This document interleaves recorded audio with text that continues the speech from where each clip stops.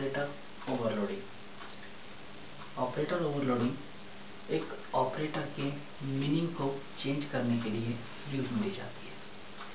उसका सिंटैक्स वही रहता है लेकिन मीनिंग चेंज हो जाता है।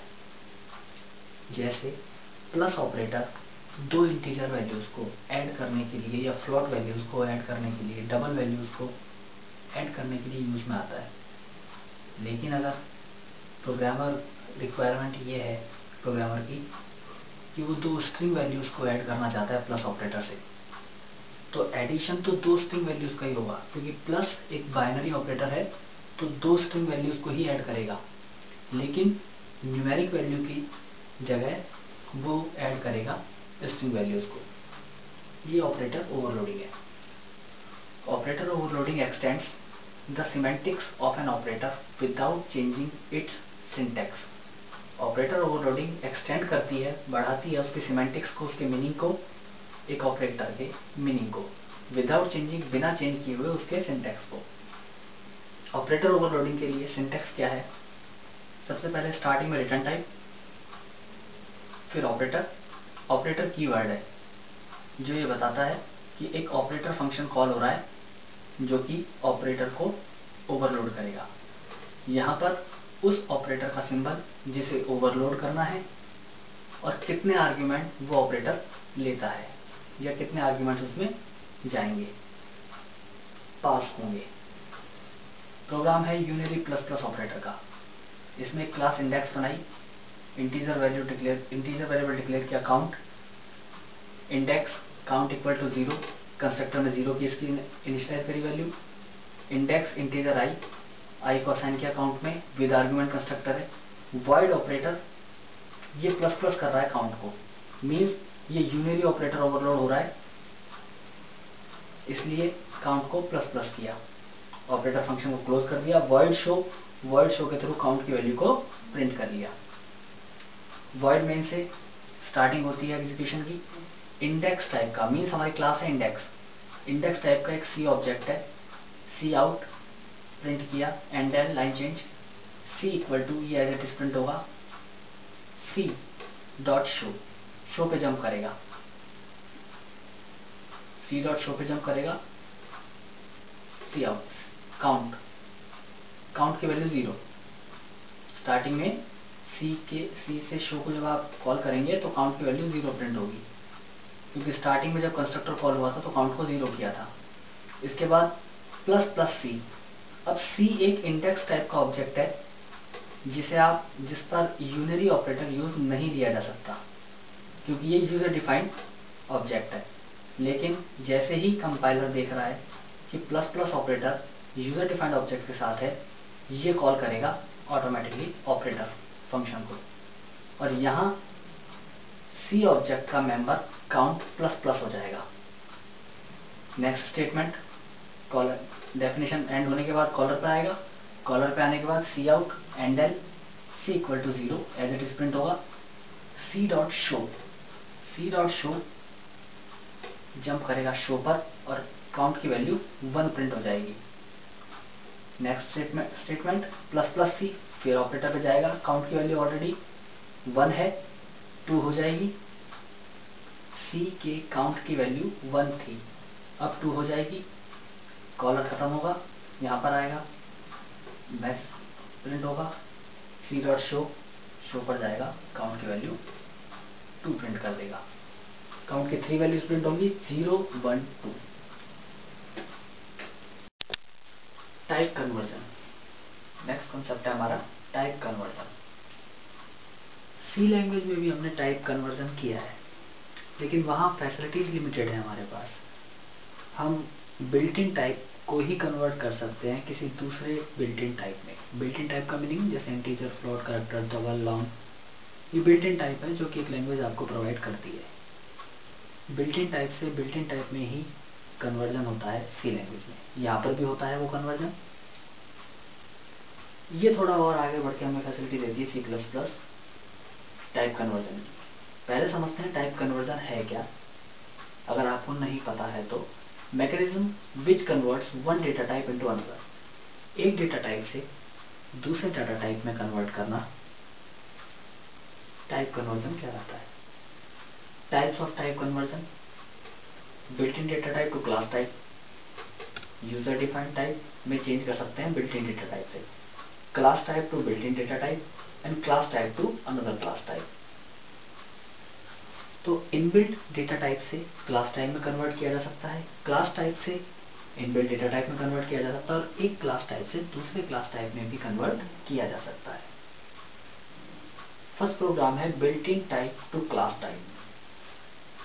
ये इंटीजर से क्लास में चेंज करेगा, integer type two class type change करेगा।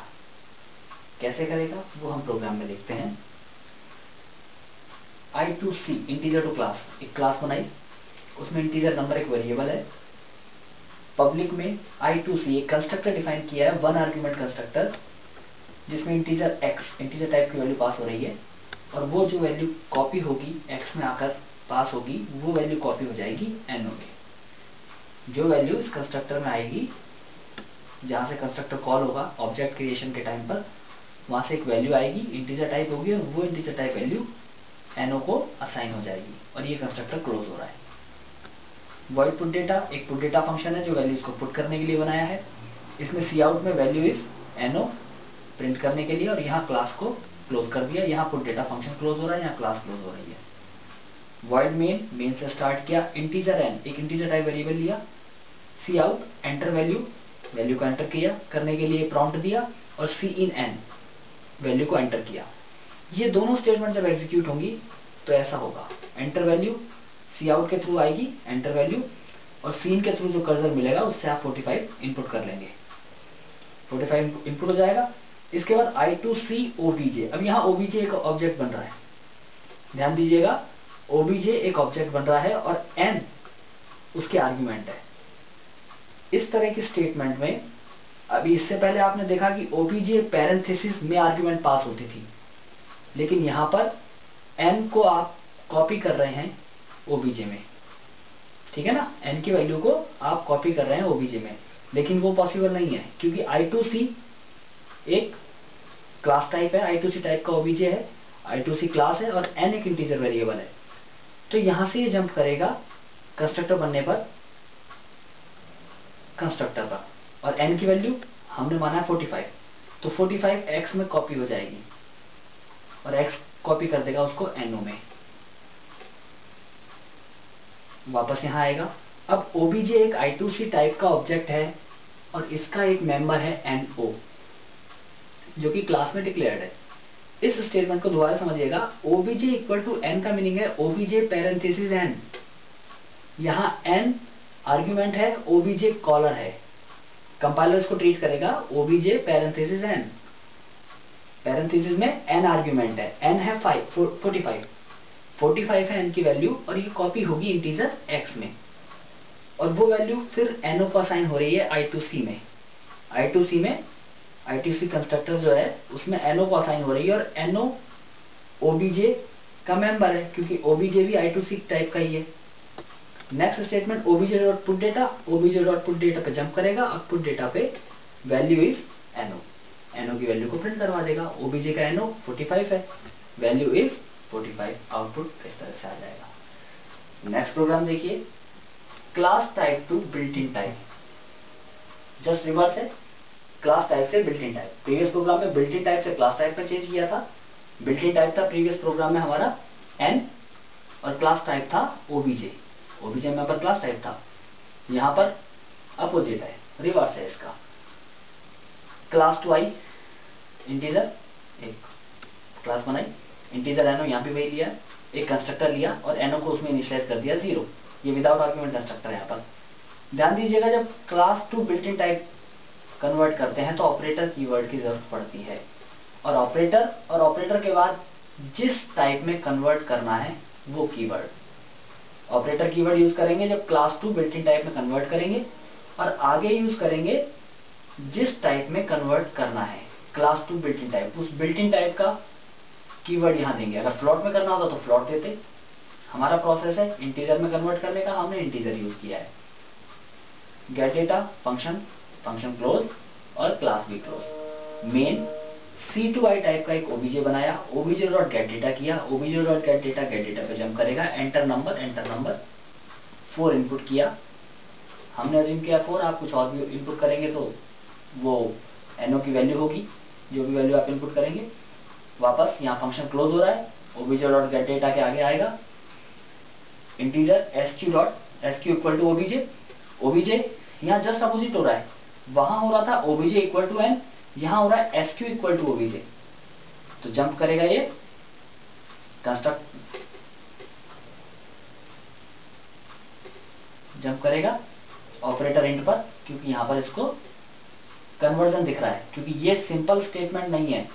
ओबीजे एक क्लास टाइप का है, SQ एक इंटीजर टाइप वेरिएबल है, तो जहां कन्वर्जन की जरूरत है वहां कन्वर्जन ऑपरेटर पर जंप करेगा, कन्वर्जन ऑपरेटर पर जंप करके NO multiplied by NO return करेगा और वो SQ को रिटर्न हो जाएगा, फाइनली SQ प्रिंट हो जाएगा। Conversion one class type two another, एक क्लास टाइप से अनदर क्लास टाइप, दूसरी क्लास टाइप में कैसे कन्वर्ट करते हैं डाटा को। क्लास 1 है, इसमें इंटीजर वेरिएबल x है, पब्लिकली डिफाइंड एक कंस्ट्रक्टर है, विदाउट आर्ग्यूमेंट है, जो कुछ कर भी नहीं रहा है, कोई इनिशियलाइज नहीं कर रहा है वेरिएबल को। एक विद आर्ग्यूमेंट है जो पैरामीटराइज्ड है, उसमें जो पैरामीटर पास होगा और जो वैल्यू आएगी वो x1 जो कि वेरिएबल ऊपर डिफाइंड है उसको दे दी जाएगी। एक गेटवेल फंक्शन है जिसे एक स्पेशल पर्पज के लिए यूज किया गया है, प्रोग्राम की जो प्रोसेसिंग है, जो कैलकुलेशन है वो गेटवेल फंक्शन में होगी और वो रिटर्न करेगा x1 को गेटवेल के अंदर। अब x1 क्या है ये हम आगे देखेंगे। गेटवेल क्लोज हो गया, पुटवेल के अंदर वैल्यू को पुट कराई जाएंगी, x1 की वैल्यू को, पुटवेल क्लोज हो गया, क्लास क्लोज हो गई। क्लास 2, इसमें इंटीजर x2 प्राइवेट वेरिएबल है, two constructor without argument, same with argument है, इसमें एक आर्ग्यूमेंट पास होगी जो कि x2 को दी जाएगी, असाइन की जाएगी। ऑपरेटर एक फंक्शन है, ऑपरेटर फंक्शन है और ये ऑपरेटर फंक्शन कैलकुलेशन कर रहा है प्रोग्राम की, कैसे कर रहा है, क्या कर रहा है वो बाद में देखेंगे हम। पुट डेटा x2 की वैल्यू को प्रिंट करा रहा है। मेन से एग्जीक्यूशन स्टार्ट होता है प्रोग्राम का, यहां से हम स्टार्ट करते हैं 1 obj30। अब 1 obj30 जैसे ये मिलेगा ये कंस्ट्रक्टर पे जंप करेगा और 1 टाइप का कंस्ट्रक्टर है यहां,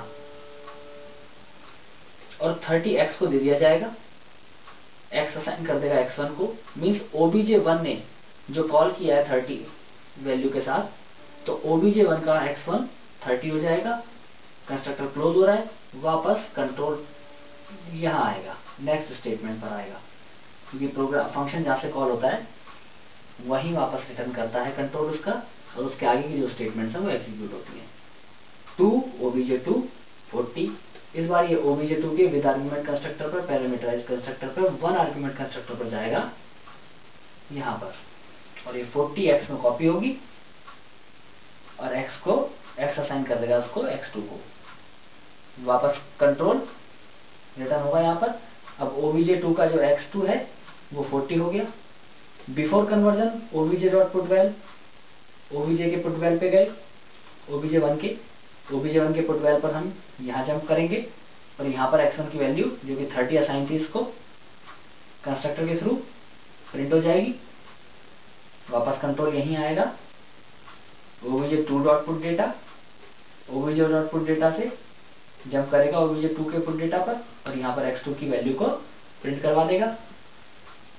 यहां obj1 को असाइन कर रहे हैं हम obj2, ये है आपका कन्वर्जन। एक क्लास टाइप के ऑब्जेक्ट को दूसरे क्लास टाइप में आप असाइन कर रहे हैं जो कि इलीगल है, लेकिन हमने यहां पर ऑपरेटर 1 फंक्शन यूज किया है। 1 क्यों लगाया है? 1 इसलिए लगाया है कि जिसमें कन्वर्ट करना होता है उस टाइप को डिफाइन करते हैं, ऑपरेटर कन्वर्जन के लिए यूज में आता ही है। जैसे ये स्टेटमेंट मिलेगी प्रोग्राम जंप करेगा यहां जंप करने के बाद 1 टाइप का एक टेम्परेरी वेरिएबल लिया है 1 टाइप का, और टेम्प का get val equal to x2 multiplied by x2। जो x2 है obj2 का जो x2 है वो मल्टीप्लाई होगा x2 से और वो टेम्प को असाइन होगा, लेकिन उससे पहले गेटवेल कॉल हो रहा है, तो असाइन होने के साथ ही गेटवेल कॉल होगा और गेटवेल कॉल होने के बाद यहां जंप करेगा और ये रिटर्न करेगा वैल्यू x1 की। x1 की वैल्यू रिटर्न होगी और रिटर्न होने के बाद वो टेम्प को मिल जाएगी।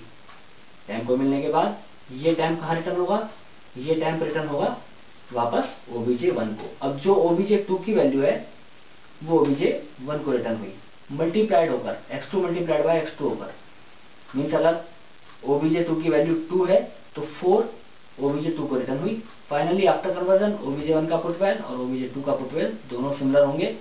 ये अपने पुट वैल पर obj1 पुट वैल फंक्शन पर कॉल करेगा, obj2 पुट डेटा फंक्शन पर कॉल करेगा और दोनों वैल्यूज को प्रिंट कराएंगे प्रीवियस स्टेटमेंट की तरह। फाइनली प्रोग्राम कन्वर्ट कर देगा obj2 की वैल्यू को obj1 टाइप में।